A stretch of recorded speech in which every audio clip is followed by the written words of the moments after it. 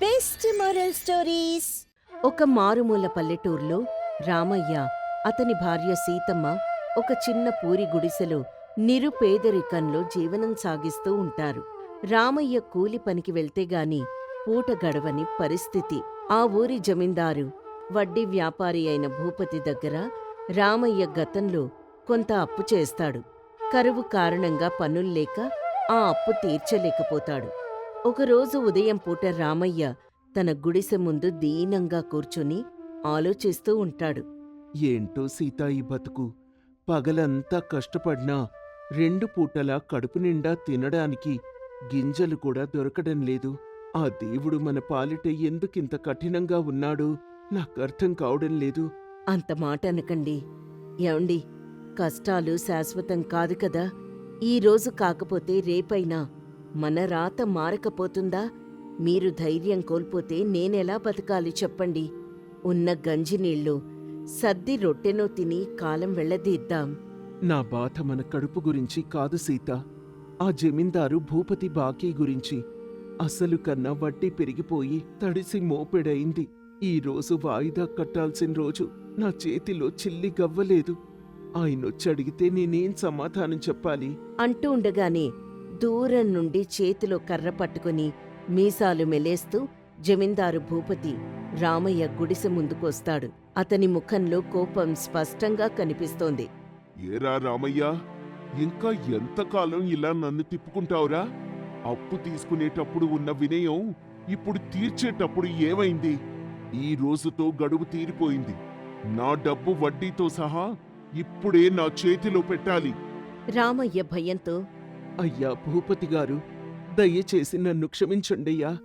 ఈ సంవత్సరం వానల్లేక ఊళ్ళో ఎవ్వరికీ పనుల్లేవు. కడుపు నింపుకోవడమే కష్టంగా ఉంది. నాకింకొక్క నెల రోజులు గడువివ్వండయ్యా. ఎలాగైనా మీ బాకీ తీర్చేస్తాను. భూపతి కోపంతో రగిలిపోతూ, నెల రోజులా? ఇంకొక గడియ కూడా గడువిచ్చే ప్రసక్తే లేదు. నా డబ్బులు నాకు రావాలి అంతే. నీ కష్టాలతో నాకు పనేంట్రా? నువ్వు తింటే ఏంటి, పస్తులుంటే ఏంటి? నాకు నా డబ్బు ముఖ్యం. సీతమ్మ కన్నీళ్లతో దండం పెడుతూ, అయ్యా పెద్దవారు, మీరు దయ తలచాలి. మేమెక్కడికి పారిపోయేవాళ్ళం కాదు. మీరిప్పుడు మమ్మల్ని గెంటేస్తే ఈ పూరి గుడిసె తప్ప మాకు వేరే ఆశ్రయం లేదు. దయచేసి కనికరించండి. ఆడదానివి మధ్యలో నువ్వెందుకు మాట్లాడుతున్నావు? చూడు రామయ్య, నీకు రేపు ఉదయం వరకు మాత్రమే గడువిస్తున్నాను. రేపుదయానికల్లా నా డబ్బు నా చేతికి రాకపోతే ఈ గుడిసెని జప్తు చేసి మిమ్మల్ని ఊరి నుండి తరిమేస్తాను. గుర్తుపెట్టుకో, ఇది ఈ భూపతి మాట అని చెప్పి భూపతి అక్కడ్నుంచి కోపంగా వెళ్ళిపోతాడు. రామయ్య, సీతమ్మ ఇద్దరూ భయంతో బాధతో కుమిలిపోతారు. ఏం చేయాలో పాలుపోని స్థితిలో రామయ్య ఒక నిర్ణయానికొస్తాడు. సీత, ఇక్కడ ఏడ్చుకుంటూ కూర్చుంటే లాభం లేదే. పక్కూర్లో నా చిన్ననాటి స్నేహితుడు వీరయ్య ఉన్నాడు. వాడు వ్యవసాయం చేసుకుంటూ కాస్తో కూస్తో బావున్నాడు. వాడి దగ్గరికి వెళ్లి పరిస్థితి వివరిస్తాను. ఎలాగైనా కొంత డబ్బు సర్దుబాటు చేసుకొని వస్తాను. సరేనండి, కానీ ఆ ఊరు చాలా దూరం కదా. పైగా ఆకాశం మబ్బు పట్టి ఉంది. వర్షం వచ్చేలా ఉంది. జాగ్రత్తగా వెళ్ళి రండి. మీరొచ్చే వరకు నేను ఆ దేవుణ్ణి ప్రార్థిస్తూ ఉంటాను. అప్పుడు రామయ్య కాలినడకన పక్క ఊరికి బయలుదేరతాడు. మధ్యాహ్నం సమయానికి వీరయ్య ఇంటికి చేరుకుంటాడు. వీరయ్య రామయ్యను చూసి సంతోషంగా ఆహ్వానిస్తాడు. అరే రామయ్య, ఎంత కాలమైందిరా నిన్ను చూసి. రారా, ఇలా కూర్చో. ఏంటి అకాలంగా వచ్చావు? ముఖం ఎందుకలా వాడిపోయింది? అంతా కులాసాని కదా? వీరయ్య, పీకల్లోతు కష్టాల్లో ఉన్నాన్రా. జమీందారు భూపతి అప్పు తీర్చలేకపోతున్నాను. రేపటిలోగా డబ్బు కట్టకుంటే గుడిసె లాక్కుంటా అని చెప్పాడు. నువ్వే ఏదైనా దారి చూపి 50 వరహాలు సహాయం చేస్తే ప్రాణాపాయం తప్పుతుంది. వీరయ్య నిరాశగా, అయ్యో రామయ్య, నీ కష్టం తెలిసి కాదనగలనా? కానీ నా పరిస్థితి కూడా బాగాలేదు. ఎద్దు పైకి పోవడంతో కొత్త ఎద్దు కొనడానికి ఉన్న డబ్బంతా ఖర్చయిపోయింది. చేతిలో చిల్లి గవ్వలేదు. నన్ను క్షమించు మిత్రమా. రామయ్య కన్నీళ్లతో, పర్వాలేదులే వీరయ్య, ఎవరి రాత ఎలా ఉంటే అలా జరుగుతుంది. ఆ సీత ఎదురు చూస్తూ ఉంటుంది. వెళ్ళొస్తాను. ఇలాంటప్పుడు ఎలా వెళ్తావు రామయ్య? కనీసం భోజనమైనా చేసి వెళ్ళు. వద్దులే వీరయ్య, నా గొంతులోంచి ముద్ద దిగదు. నేను బయలుదేరుతాను అని చెప్పి రామయ్య నిరాశగా తిరుగు ప్రయాణమయ్యాడు. సాయంత్రానికి వాతావరణం మారి ఉరుములు మెరుపులతో భయంకరమైన వర్షం మొదలైంది. మట్టి బాటలు, అడవి మార్గం బురదమయమయ్యాయి. గొడుగు లేక వర్షంలో తడిసి చలికి వణుకుతూ తల దాచుకోవడానికి చెట్టు కూడా లేక ఇబ్బంది పడుతూ సాగాడు.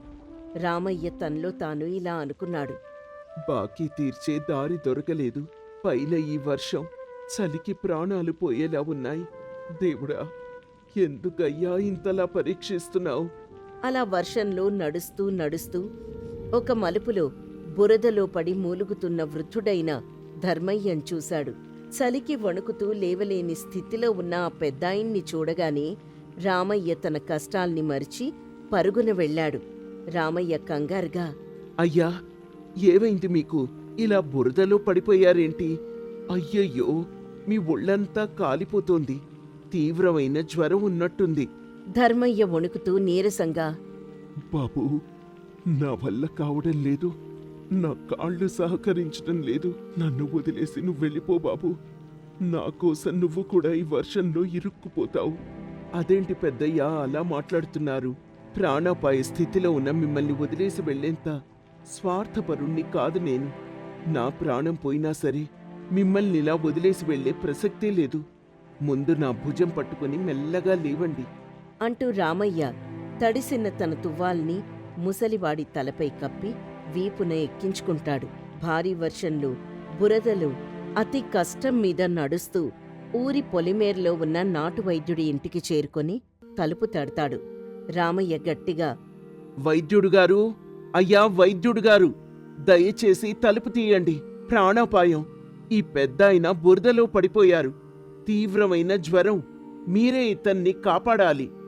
వైద్యుడు నిష్ఠూరంగా, డబ్బు లేకుండా నేను వైద్యం చేయనని నీకు తెలుసు కదా రామయ్య. ముందు డబ్బులు అక్కడ పెట్టు. నీ దగ్గర ఎలాగూ చిల్లిగవ్వ లేదు. నేను నీకు మందులు ఇవ్వలేను. రామయ్య కాళ్ళు పట్టుకుని, అయ్యా, మనిషి ప్రాణం కన్నా డబ్బు ముఖ్యం కాదు కదా. ఈయనకి వైద్యం చెయ్యండి. ప్రతిఫలంగా నేను మీ ఇంట్లో 4 రోజుల పాటు ఉచితంగా కూలి పనిచేస్తాను. దయచేసి ఈయన్ని కాపాడండయ్యా. అది వినగానే రామయ్య జాలిగుణానికి వైద్యుడి మనసు కరుగుతుంది. ఆయుర్వేద మందులిచ్చి సపర్యలు చేస్తాడు. రామయ్య రాత్రంతా నిద్రపోకుండా ముసలివాణ్ణి చూసుకుంటాడు.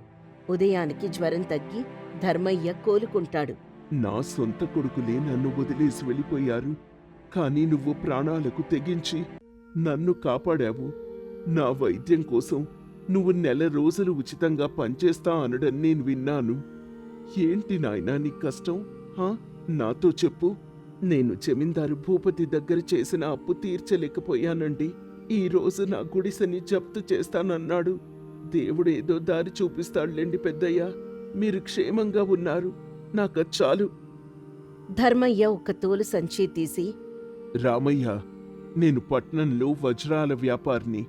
కొడుకులు గెంటేస్తే కాశీకి వెళ్తూ దారి తప్పాను. నీ రూపంలో దేవుణ్ణి చూశాను. ఇందులో 1000 బంగారు నాణేలున్నాయి. వీటిని తీసుకొని నీ బాకీ తీర్చుకో. వద్దు పెద్దయ్యా, నేను డబ్బు ఆశించి మీకు సాయం చేయలేదు. ఇది మీ జీవితకాల కష్టం. నేను తీసుకోలేను. ఇది భిక్ష కాదు రామయ్య, నీ మంచితనానికి దేవుడిచ్చిన బహుమతి. కాదంటే నన్ను అవమానించినట్టే. దయచేసి కాదనకు నాయనా, దీన్ని స్వీకరించు అంటూ ఉండగా వైద్యుడు కూడా రామయ్యకి నచ్చజెప్తాడు. ఇదంతా దేవుడి లీలా అని, కాదనవద్దని చెప్తాడు. ధర్మయ్య పట్టుబట్టడంతో రామయ్య కన్నీళ్లతో ఆ బంగారు నాణేల సంచిని తీసుకుంటాడు. ధర్మయ్యకు పాదాభివందనం చేస్తాడు. వైద్యుడికి కొన్ని నాణేలిచ్చి ఆయన రుణం తీర్చుకుంటాడు. ధర్మయ్యని జాగ్రత్తగా తీసుకుని తన గుడిసెకి బయలుదేరుతాడు. అదే సమయానికి భూపతి తన మనుషులతో రామయ్య గుడిసె దగ్గరకొచ్చి గొడవ చేస్తూ ఉంటాడు. సీతమ్మ ఏడుస్తూ ఉంటుంది. ఏమే సీత, నీ మొగుడు డబ్బులు తేలేక పారిపోయినట్టున్నాడు. మర్యాదగా గుడిసె ఖాళీ చేసి పోతారా, లేక నా మనుషులతో గెంటించమంటావా? అప్పుడే రామయ్య ధర్మయ్యతో కలిసి అక్కడికి వస్తాడు. అప్పుడు రామయ్య కోపంతో గట్టిగా భూపతితో ఇలా అంటాడు. ఎవరిని గెంటేస్తారు భూపతి గారు? నా గుడిసెను ముట్టుకునే హక్కు మీకస్సలు లేదు. హహ, ఓహో, వచ్చావా వీరుళ్ళా? ఎక్కడ్నించి వచ్చావురా? ఇంతకీ తెచ్చావా నా డబ్బు? ఉట్టి చేతులతో వచ్చి గంభీరాలు పోతున్నావా? అప్పుడు భూపతి అలా అనగానే రామయ్య తన సంచిలోంచి భూపతికివ్వాల్సిన బాకీకి రెట్టింపు బంగారు నాణేలు తీసి భూపతి ముఖం మీద విసిరి కొడతాడు. ఇదిగో నీ బాకీ. నీ అస్సలు, నీ వడ్డీ, చక్రవడ్డీ అన్నీ లెక్కేసుకొని మిగిలిన డబ్బుతో నీ మనుషులకు విందు పెట్టుకో. ఇక జన్మలో నా ఇంటి వైపు కన్నెత్తి కూడా చూడవద్దు. వెళ్ళిక్కడ్నించి. ఆ సమయంలో బంగారు నాణేలను చూసిన భూపతి కళ్ళు బైర్లు కమ్ముతాయి. ఇంత పేదవాడికి ఒకేసారి ఇన్ని బంగారు నాణేలు ఎక్కడ్నించి వచ్చుంటాయి?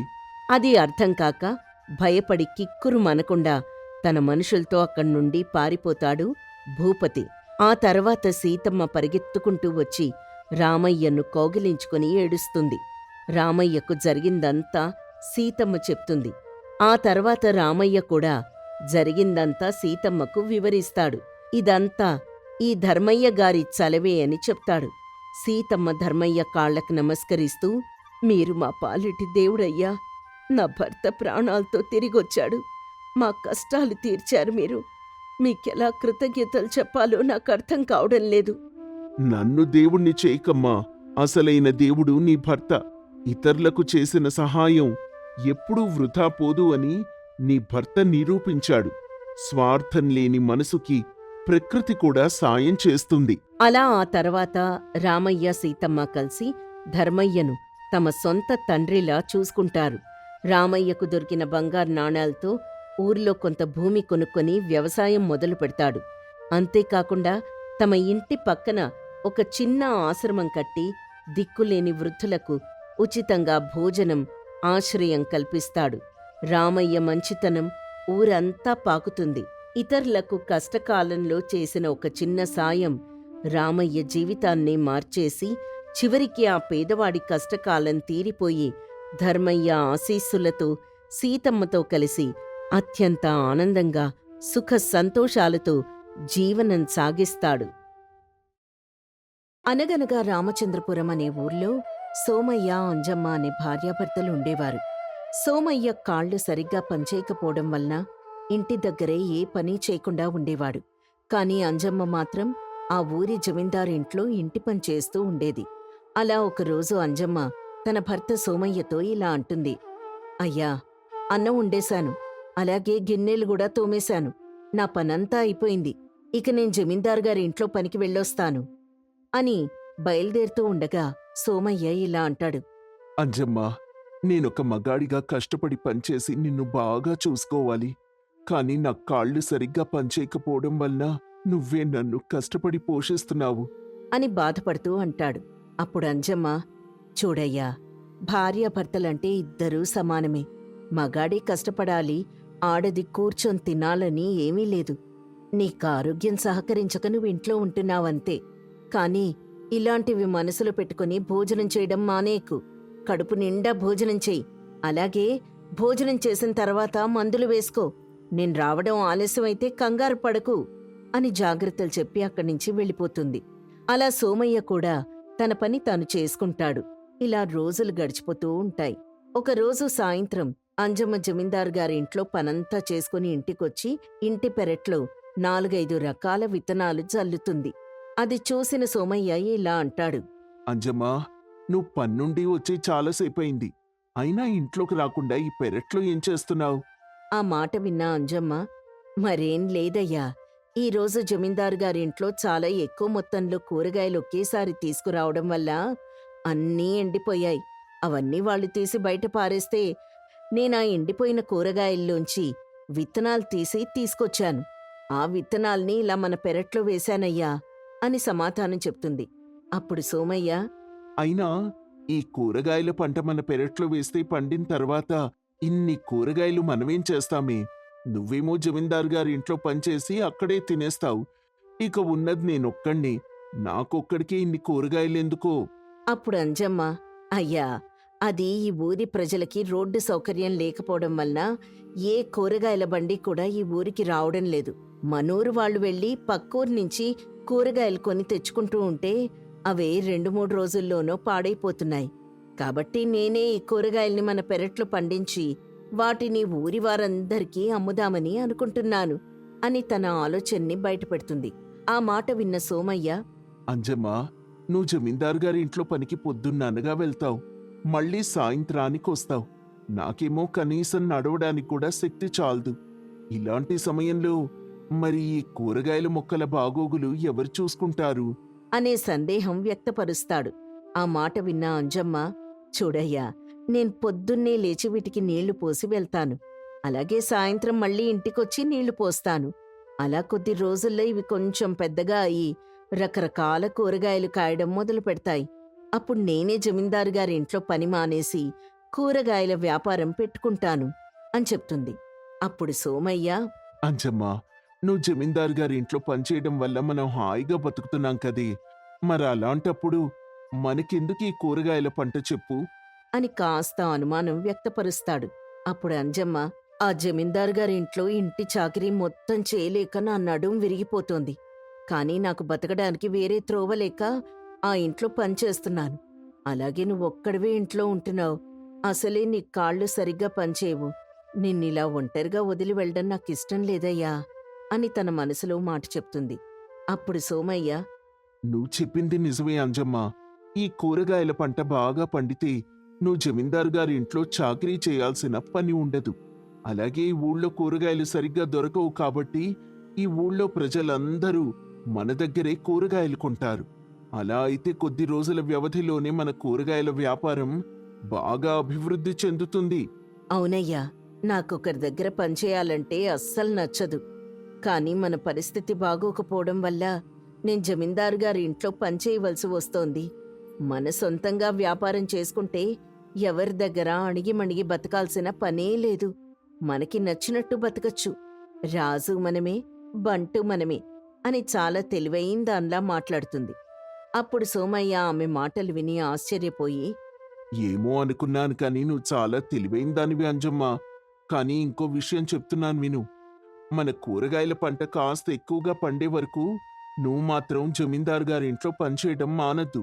అలాగే జమీందారు గారికి కూడా మన ఇంట్లో కూరగాయలు పండిస్తున్నామనే విషయం చెప్పకు అని భార్యకి జాగ్రత్త చెప్తాడు. ఆ మాట విన్న అంజమ్మ సరే అని అక్కడి నుంచి వెళ్ళిపోతుంది. అలా రోజులు గడిచిపోతూ ఉంటాయి. అంజమ్మ జమీందారు గారి ఇంట్లో పనిచేస్తూ తన ఇంటి దగ్గర కూరగాయల పంటకు కూడా పశువుల సేంద్రియ ఎరువులు తెచ్చివేస్తూ కంటికి రెప్పలా జాగ్రత్తగా చూసుకుంటూ ఉండేది. అలా కొద్ది రోజుల్లోనే వాళ్ల పంట పెరగడం మొదలవుతుంది. అప్పుడు ఆ కూరగాయ మొక్కల్ని చూసిన సోమయ్య అంజమ్మతో, అంజమ్మా, ఒకసారి ఇలా రా. చూడు, ఈ కూరగాయల మొక్కలు ఎంత పెద్దగా అయ్యాయో. బీరకాయలు, బెండకాయలు అన్నీ బాగా పెరిగాయి. ఇదిగో, ఆ టమాటా మొక్క అయితే చాలా ఏపుగా పెరిగి చాలా టమాటోలు కాసింది అని కూరగాయల మొక్కల వైపు చూసి సంతోషపడుతూ చెప్తాడు. అప్పుడు అంజమ్మ, అవునయ్యా, నువ్వు చెప్పింది నిజమే. వీటికి పశువుల నుండి వచ్చిన సేంద్రియ ఎరువులు వాడటం వల్ల ఇంత బాగా పండాయి. మరి కొద్ది రోజుల్లోనే ఇవి ఇంకా పెద్దగా అవుతాయి. అప్పుడు వీటిని కోసి మనం అమ్ముకోవచ్చు అని చెప్పి అక్కడి నుంచి వెళ్ళిపోతుంది. సోమయ్య కూడా వెళ్ళిపోతాడు. అలా 3 రోజులు గడిచిపోతాయి. తన దగ్గర కూరగాయలన్నింటినీ తన ఇంటి దగ్గర ఒక చిన్న బండి పెట్టి అమ్ముతూ ఉండగా ఆ ఊరి జనమంతా అంజమ్మ బండి దగ్గర కూరలు కొంటూ ఉంటారు. ఇంతలో అక్కడికి ఆ ఊరి జమీందారొచ్చి ఇలా అంటాడు. అంజమ్మా, ఏంటి ఈ రోజు ఇంత సమయం అయినా ఇంకా ఇంటికి పనికి రాలేదేంటి? అయినా నువ్వు నా ఇంట్లో పని చేస్తున్నావు కదా, ఇంకా ఇంటి దగ్గర ఇలా కూరగాయలు కూడా అమ్ముతున్నావా? నువ్వు గాని సమయానికి నా ఇంట్లో పనికి రాకపోతే నీ జీతం డబ్బులు కాస్త తగ్గించిస్తాను చూడు అని కాస్త కోపంగా మాట్లాడతాడు. అప్పుడు అంజమ్మ జమీందారుకి ఏం చెప్పాలో తెలియక తడబడుతూ, అయ్యా, నేను పనికి రావడానికి ఈరోజు కాస్త ఆలస్యం అవుతుందయ్యా. దయచేసి అర్థం చేసుకోండి. నా పెనిమిటికి ఆరోగ్యం బావుండటం లేదు. దానికి డబ్బులు కాస్త ఎక్కువగా ఖర్చవుతాయని పట్నం వైద్యులు చెప్పారు. కాబట్టి మీరిచ్చే జీతం డబ్బులు నాకు సరిపోక ఇలా ఇంటి దగ్గరే కూరగాయల వ్యాపారం పెట్టుకున్నామయ్యా అందుకే ఈ రోజు నుంచి నేను మీ ఇంటికి కూరగాయలు అమ్మిన తర్వాతే వస్తాను అని చాలా వినయంగా మాట్లాడుతుంది. ఆ మాట విన్న జమీందార్కి కోపం నెత్తికెక్కి ఇలా అంటాడు. నీకు నచ్చినప్పుడు రావడానికి అదేమైనా నీ అత్తగారిల్లా ఏంటి? ఈ రోజు నుంచి నువ్వు సమయానికి గాని పనిలోకి రాకపోతే జీతం డబ్బులు తగ్గించడం కాదు, పూర్తిగా నిన్ను పనిలో నుంచే తీసేస్తాను, జాగ్రత్త. నీకు నచ్చితే సమయానికి పనికి రా, లేదంటే పూర్తిగా పని మానే అని చెప్పి అక్కడి నుంచి కోపంగా వెళ్ళిపోతాడు. ఇంతలో ఆ మాట విన్న సోమయ్య, అదేంటంజమ్మా, నువ్వు జమీందారు గారితో అంత గట్టిగా మాట్లాడావేంటి? అయ్యా, కాస్త ఆలస్యం అవుతుంది, పనిలోకి వస్తానయ్యా అని చెప్తే బావుండేది కదా. పనికి రావడం ఈ రోజు నుంచి ఆలస్యం అవుతుందని ఎందుకు చెప్పావు? నువ్వు ఆ జమీందారు గారికి ఎదురు చెప్పడం ఆయనకి నచ్చక ఇలా నిన్ను పనిలో నుంచి తీసేస్తానని కరాఖండిగా చెప్పి వెళ్ళిపోయారు. చూడు, అయినా జమీందారు గారి దగ్గర పనిచేయడం మానేస్తే మన బతుకు తెరువు ఎలా? అని చాలా అమాయకంగా మాట్లాడతాడు. ఆ మాటలు విన్న అంజమ్మ కాస్త చిరునవ్వు నవ్వి ఇలా అంటుంది. చూడయ్యా, నేనే ఆ జమీందార్కి ఏం చెప్పి పని మానేయాలా అని చూస్తున్నాను. కాబట్టి ఆయన కాస్త ఎదురు తిరిగి మాట్లాడితే ఆయన కోపం వస్తుందని నాకు తెలుసు. అలాగే ఆయన నన్ను పనిలో నుంచి తీసేస్తారని కూడా తెలుసు. అందుకే అలా మాట్లాడాను. అయినా ఈ రోజు నుంచి మనం కూరగాయల వ్యాపారం చేయాలని నిర్ణయించుకున్నాం కదా, ఇంకా జమీందారు గారి దగ్గర పనిచేయవలసిన పని మనకేముంది అని అంటుంది. ఆ మాట విన్న సోమయ్య, ఓహో, నీ మాటల్లో అంత అర్థం ఉందా? ఈ మట్టి బుర్రకి తట్టనీ లేదు సుమి. అవునులే, నువ్వు చెప్పింది కూడా నిజమే. నీ అంతటి నువ్వే ఆ జమీందారు గారి దగ్గర పని మానేస్తే ఆయనకి మన మీద కోపం వచ్చి మనపై పగ పెంచుకొని మనల్ని ఈ ఊర్లో బతకనివ్వకుండా చేస్తారు. కానీ ఇలా ఆయనే నిన్ను పనిలో నుంచి తీసేసేలా చేస్తే ఇక ఏ బెడదా ఉండదు. పోన్లే, ఇక నుంచైనా మనం హాయిగా ఇంటి దగ్గరే కూరగాయలు పండించుకొని వాటినమ్మి హాయిగా బతకచ్చు అని చెప్పి అక్కడి నుంచి వెళ్ళిపోతాడు. అలా అంజమ్మ కూడా తన పని తాను చేసుకుంటుంది. అలా అంజమ్మ తన తెలివితేటలు ఉపయోగించి జమీందారు గారి ఇంట్లో పని మానేసి ఇంట్లోనే ఉండి తన భర్తని దగ్గరుండి మరీ చూసుకుంటూ కూరగాయల పంట పండించుకుంటూ జీవనం సాగిస్తూ ఉంటుంది.